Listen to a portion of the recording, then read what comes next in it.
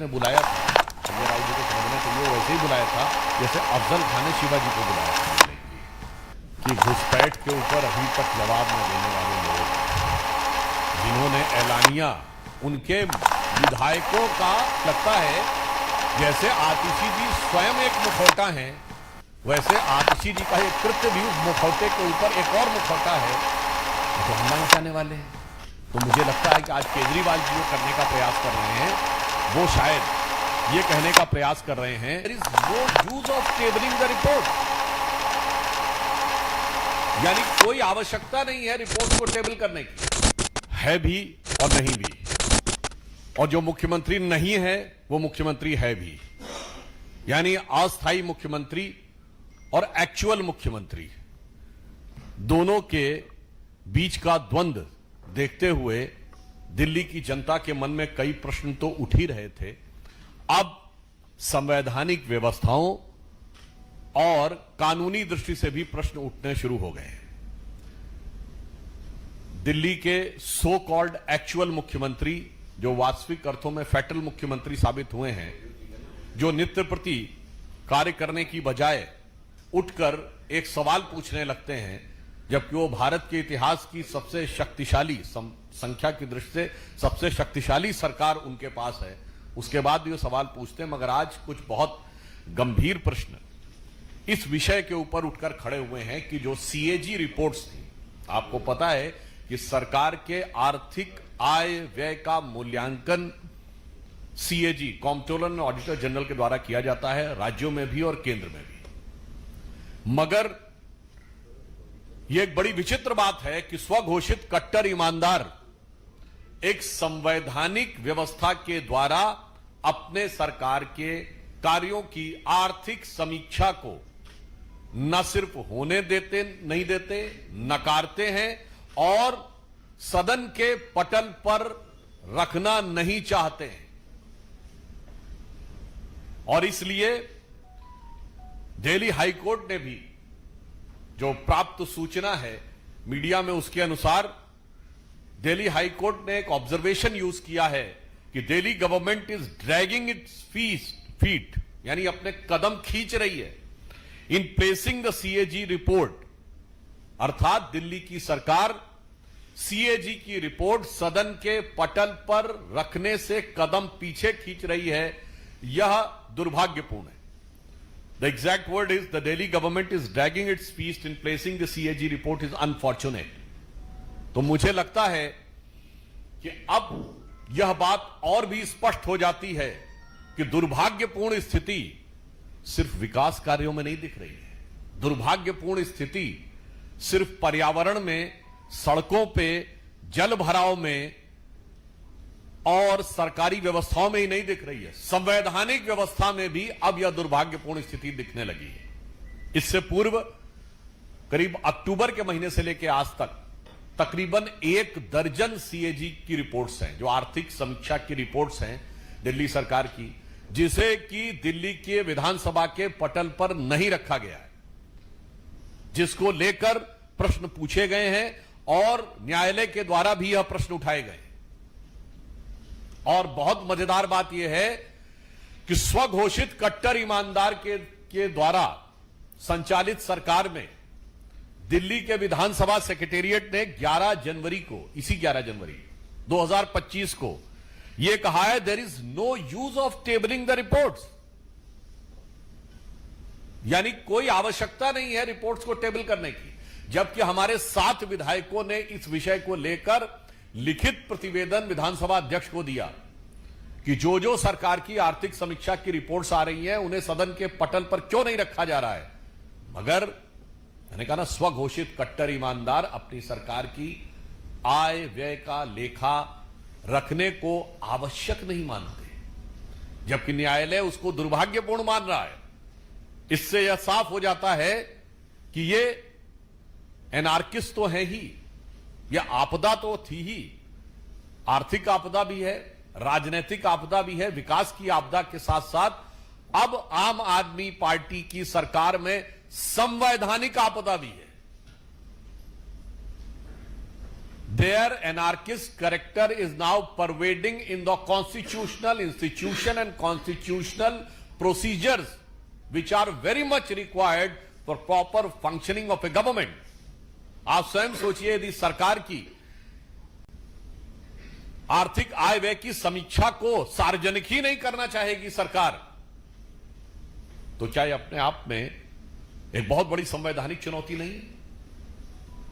और मजे की बात यह है कि जो अपनी सीएजी रिपोर्ट सदन के पटल पे नहीं रखते, वो हर बात पे आके सवाल पूछते हैं। सरकार आपकी है, मुख्यमंत्री आपकी हैं। वैसे तो मेरे विचार से अस्थायी मुख्यमंत्री नहीं, सरकार ही अस्थायी है, जो कि अब चंद दिनों की मेहमान है। परंतु उसके बाद आप आकर सवाल नहीं पूछते, सवाल ही पूछते रहते हैं, जवाब नहीं देते।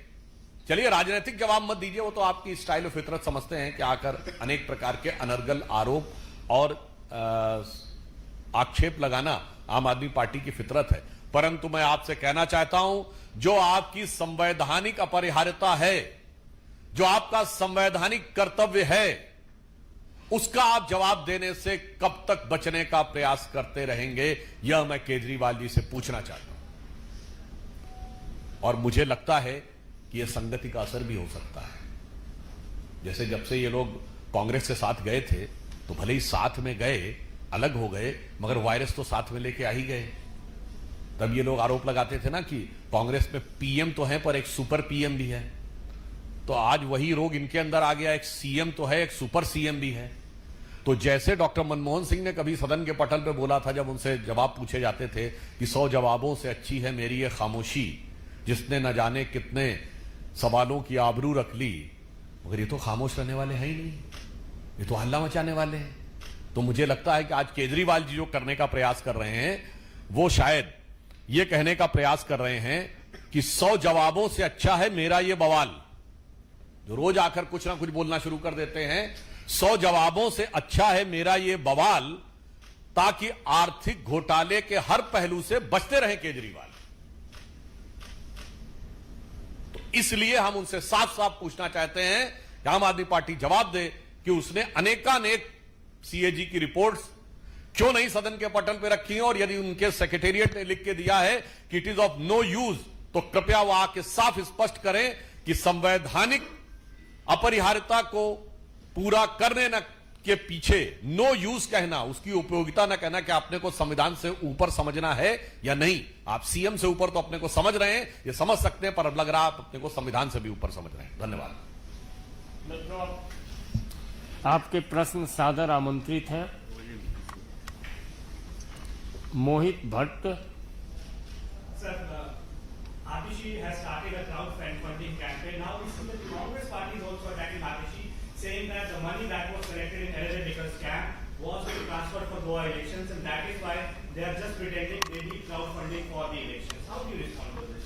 नहीं, वो कई बार होता है, आपने देखा होगा, जब आदमी दारू के नशे में ज्यादा होता है तो वो दिखाने की कोशिश कुछ और करता है और अंदर से कुछ और हो जाता है। इसलिए वो जितना भी स्वांग रचने का प्रयास करें, परंतु दिल्ली की जनता अब उस हकीकत को समझ चुकी है। मुझे लगता है जैसे आतिशी जी स्वयं एक मुखौटा हैं, वैसे आतिशी जी का एक कृत्य भी उस मुखौटे के ऊपर एक और मुखौटा है। चुनाव नहीं लड़ेंगे, सारी संसद चोर है, गाली गलौज की भाषा दिए थे, फिर बच्चों की कसम भी खा दिए थे।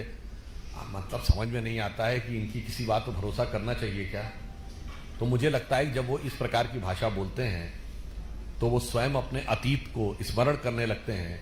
और राजनीति में यदि आज क्राइसिस ऑफ क्रेडिबिलिटी उत्पन्न हो गई है, अविश्वसनीयता का संकट, तो उसके मूर्तिमान स्वरूप श्री अरविंद केजरीवाल है। If there is an perception in the people that there is a crisis of credibility in politics, then the embodiment of that crisis of credibility is nothing but Shri Kejriwal himself. Amod Rai, TV9।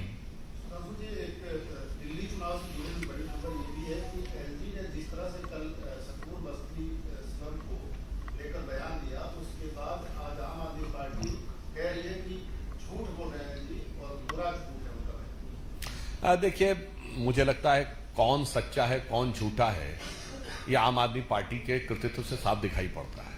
और इस प्रकार की भाषा प्रयोग करना संवैधानिक पद पर बैठे हुए लोगों के लिए और स्वयं अपने आचरण में, तो हम पूछना चाहते हैं ना, आप क्यों नहीं सच बोल रहे हैं? सीएजी की रिपोर्ट रख दीजिए, ये तो आपका कॉन्स्टिट्यूशन रिक्वायरमेंट है। और नहीं है तो आप आकर बोल दीजिए। आप यही देखिए, सच और झूठ में तो एक ही बात कहना चाहूंगा, ये भारत के इतिहास के इकलौते सरकार है जिसने एक शराब घोटाला किया और फिर ये कहा कि नहीं हमारी नीति तो एकदम सही थी, और फिर उसके बाद उसको विड्रॉ भी कर लिया। अच्छा, विड्रॉ कर लिया तो बात खत्म कर देनी चाहिए। फिर आपने देखा होगा दर्जनों बार, मैं खुद भी रहा हूं उन डिबेट्स में, कि इनके लोगों ने आके उसी शराब घोटाले को डिफेंड भी किया है। मतलब आपने अद्भुत उदाहरण नहीं देखा होगा ऐसा कि कोई सरकार एक पॉलिसी बनाए, सीबीआई की जांच शुरू होते ही वो पॉलिसी को विड्रॉ भी कर ले और विड्रॉ करने के बाद भी उसको डिफेंड करे। इसलिए मैं उनसे पूछना चाहता हूं कि आप कितने भी जवाब देने से बचने की कोशिश करें, परंतु भारतीय जनता पार्टी इन मुद्दों पे आपसे सवालों का सीधा जवाब चाहती है। शिक्षा घोटाले पर आपका जवाब चाहिए, शराब के घोटाले पर आपका जवाब चाहिए, मोहल्ला क्लिनिक के घोटाले पर आपका जवाब चाहिए, and above all the you can say the museum of your corruption, Sheesh Mahal, उसके ऊपर भी आपका जवाब चाहिए। इन चारों से बचने का कितना भी प्रयास कर लीजिए, मगर ये वो सच है जो आपका पीछा नहीं छोड़ने वाला है। हाँ, ये मीडिया में आज ये रिपोर्ट आई है कि 2023 के मुकाबले 2024 में 28% कमी आई है, और उसका कारण ये माना जा रहा है कि लोगों को लगता है कि वहां की गुणवत्ता और दवाइयों की गुणवत्ता उन्हें संदिग्ध लगती है। पूर्व में भी आपको याद हो, एक रिपोर्ट ऐसी आई थी कि एक जगह पे तो मोहल्ला क्लिनिक में 539 लोगों का एक दिन में डिस्पोजल हुआ था, जबकि मोहल्ला क्लिनिक का समय है 9 बजे से लेकर 1 बजे तक, अर्थात 4 घंटे मिनट होते हैं 240 मिनट। अब 240 मिनट में अगर आपने 539 लोगों को निपटा दिया है, मतलब निपटा दिया शब्द के लिए इसलिए प्रयोग कर रहा हूं, इसका मतलब 20 से 25 सेकंड के अंदर उन्होंने मरीज को देख भी लिया, उसका परीक्षण कर लिया, उसका डायग्नोसिस भी कर दिया और दवाई के लिए उसकी व्यवस्था भी कर दी। मुझे लगता है कि अभी गूगल ने दावा तो किया है कि क्वांटम कंप्यूटर बना लिया है, मगर केजरीवाल जी जो अत्यंत पढ़े लिखे व्यक्ति हैं, उनका कंप्यूटर मुझे लगता है कुछ ज्यादा ही तेज है। तो जैसे वो कहते थे ना, चाचा चौधरी का दिमाग बहुत तेज चलता है, तो यहां पर केजरीवाल जी का दिमाग तो तेज चल रहा है, मगर वो ध्यान ही नहीं रख पा रहा है कि आंकड़े उससे मैच नहीं खा रहे हैं। तो इसमें मोहल्ला क्लिनिक के घोटाले तथ्यों और आर्थिक आंकड़ों के आधार के ऊपर बिल्कुल साफ नजर आ रहे हैं कि घुसपैठ के ऊपर अभी तक जवाब न देने वाले लोग, जिन्होंने एलानिया, उनके विधायकों का लेटर हेड अवेलेबल है, मोहिंदर गोयल जी का और एक मामले में जय भगवान जी का, यानी विधायक। और एक और बात कह दूं, याद करिए मनीष सिसोदिया डिप्टी सीएम थे, उनके बाकायदा टीवी पे बोला शाहीन बाग मेरे दिल में है। तो घुसपैठियों को वोटर बनाने की जो षड्यंत्र है, उसके ऊपर जो जो पर्दाफाश होता चला जा रहा है, त्यों त्यों उनकी छटपटाहट इस ढंग के आरोपों और प्रत्यारोपों में उभर कर सामने आ रही है। आनंद पांडे टीवी नहीं। सर, दिल्ली से हटके है, डॉलर के मुकाबले रुपया जो है 86 पैसे से नीचे आ गया है, सेंसेक्स 800 पॉइंट नीचे गिर गया है और 4.5 लाख करोड़ डूब गए। कांग्रेस अब सवाल उठा रही है। पहले नीरज जी का सवाल नहीं, ये भी जवाब देते हैं। सर, मेरा सवाल है कि आज चूंकि सामने संपादकीय में एक लेख है, उसमें कहा गया कि इंडिया गठबंधन और महाविकास अघाड़ी जिस उद्देश्य से बनाया गया वो बिल्कुल खत्म हो गया है, निस्तेज हो गया है, निष्क्रिय हो गया है। दूसरी तरफ आज प्रधानमंत्री नरेंद्र मोदी जम्मू कश्मीर में है और वहां उन्होंने बिरला मंडी की बड़ी तारीफ की, उन्होंने कहा कि 2 बातें आपने पूरा कर दिया है, तीसरा वादा जो रियासत बनाने का था उसको भी पूरा कर दिया। तो दोनों विषयों को कैसे लेते हैं? हाँ, मैं इस रूप में देखता हूं कि प्रधानमंत्री श्री नरेंद्र मोदी जी ने जिस प्रामाणिकता के साथ और जिस दक्षता के साथ, by which credibility and by which dexterity he has perform, तो मेरा मानना है कि कोई भी व्यक्ति यदि राजनैतिक पूर्वाग्रह और दुराग्रह से हटकर देखेगा तो वो प्रशंसा ही करेगा, प्रशंसा के अतिरिक्त कुछ नहीं कर सकता। तो मैं मानता हूं कि वो एक ऑब्जेक्टिव एनालिसिस है, क्योंकि हो सकता है उमर अब्दुल्ला जी अभी तक सरकार में नहीं थे। अब जब सरकार में आता है व्यक्ति तो फिर उसको सब दिखाई पड़ता है कि पिछले समय में जम्मू कश्मीर में कितने कितने काम हुए। तो हो सकता है वो उन तथ्यों के आधार पर सहज और स्वाभाविक अभिव्यक्ति आ गई। अब रही बात सामना का, तो मुझे लगता है अब सामना को हकीकत का सामना हो रहा है कि इंडी गठबंधन जो कि परस्पर विरोधी विचारों, स्वार्थ और एक दूसरे से को जब बुलाता था तो जानते कैसे बुलाता था? उनको समझना चाहिए कि जब कांग्रेस ने बुलाया था, संजय राउत जी को समझना चाहिए, वो वैसे ही बुलाया था जैसे अफजल खान ने शिवाजी को बुलाया था मिलने के लिए। तो अफजल खान का कद तो बड़ा लंबा चौड़ा था, शिवाजी छोटे कद काठी के थे, मगर वो समझदार बहुत थे और उन्होंने युक्ति से अफजल खान को निपटा दिया था। मगर ये शिवसेना यूबीटी वाले शायद वो समझ ही नहीं पाए और जाकर गले मिल लिए। अब गले मिलने के बाद उन्हें समझ में आ रहा है कि गला दब रहा है, तो इसलिए उस दबे हुए गले की छटपटाहट इन भाषाओं में, इन वाक्यों में उभर कर सामने आ रही है। हाँ, डॉलर भैया, बहुत बढ़िया आपने बात कही है। कांग्रेस वालों से मैं पूछना चाहता हूं, मेरे भाई, किस जमाने में आप जी रहे हो? मैं जस्ट पहले एक सेंटेंस कोट करता हूं। अभी आपने देखा कि अमेरिका से बयान आया था कि अगर डी डॉलराइजेशन करने का प्रयास होगा तो अमेरिका उसे एक्सेप्ट नहीं करेगा। दुनिया बदल रही है, अब डॉलर के बियॉन्ड इकोनॉमी जा रही है। मैं चैलेंज करके पूछता हूं, आज तक बताएं कभी पिछले 50-60 साल में डी डॉलराइजेशन का इशू आया हो? आज हमारा सबसे बड़ा फॉरेन एक्सचेंज का जो इंपोर्ट है वो ऑयल में होता है, जिसका सबसे बड़ा हिस्सा हम रशिया से कर रहे हैं, रूपी रूबल में।